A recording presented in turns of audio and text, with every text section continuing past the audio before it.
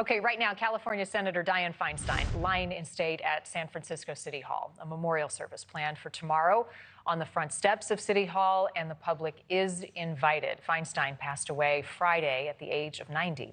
She was the longest-serving female senator in U.S. history, where she launched her political career and became the city's first mayor before making her mark on Congress, also becoming the longest-serving female senator. Feinstein, as I mentioned, died last week following a decline in her health.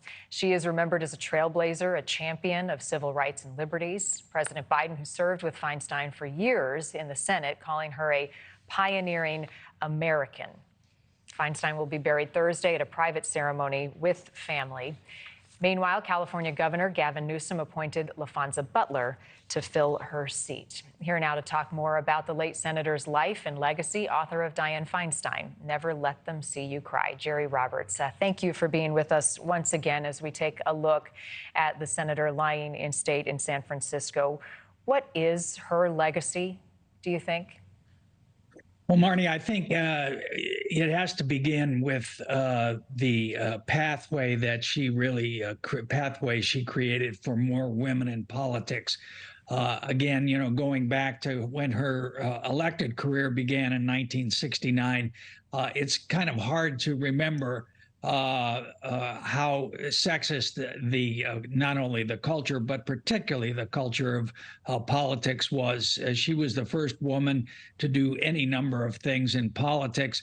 And I think just by not only her presence, but her success and her abilities and her leadership, was able to knock down some of those doors. And, we just look at Vice President Kamala Harris, who's going to be speaking tomorrow, former Speaker Nancy Pelosi, who's going to be speaking tomorrow, both from her hometown as well as her former colleague, Senator Barbara Boxer, and many others across the nation. I think she really has been someone who's been deserves that word pioneer that we keep hearing so much about. Right. And we also hear, Jerry, that she never backed down from a fight. And I think in these moments, when we look back at a person's life and legacy, there are so many things that we don't know about them. You followed her so closely. Is there a specific story or memory that stands out that really reflects who she was and what was so important to her? Well, Marni, the thing that I keep coming back to as someone who lived in San Francisco throughout that time is her, the way that she led on the AIDS crisis. Again, it's hard to remember, but, at the time it was called the gay cancer or the gay plague. People were afraid to be next to gay people or, be served by a gay waiter in a restaurant or something like that. The president of the United States, wouldn't utter the word.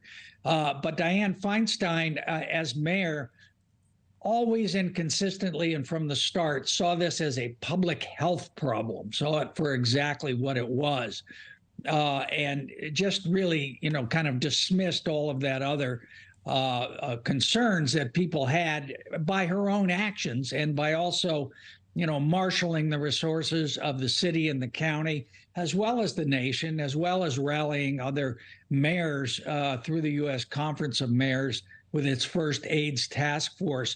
So I think that was really an extraordinary period of leadership that obviously went on for many years. It was very difficult. Tens of thousands of people died in San Francisco.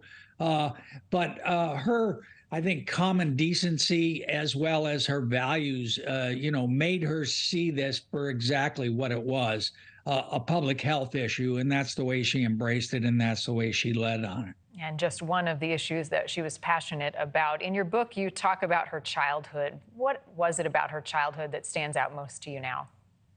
Well, she grew up in wealth and privilege. Her dad was a very successful neurosurgeon, and outwardly to the community, they presented this sort of idealistic picture perfect family.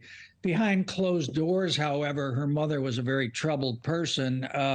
She was later, after she died, found to have a mental illness. She was addicted to barbiturates, to pills. She was a heavy drinker, and she abused emotionally and physically, Dianne Feinstein and her two sisters, her two younger sisters. Thank you for watching. Go to newsnationnow.com to find NewsNation on your television provider. And don't forget to click the red subscribe button below to get more of NewsNation's fact-driven, unbiased coverage.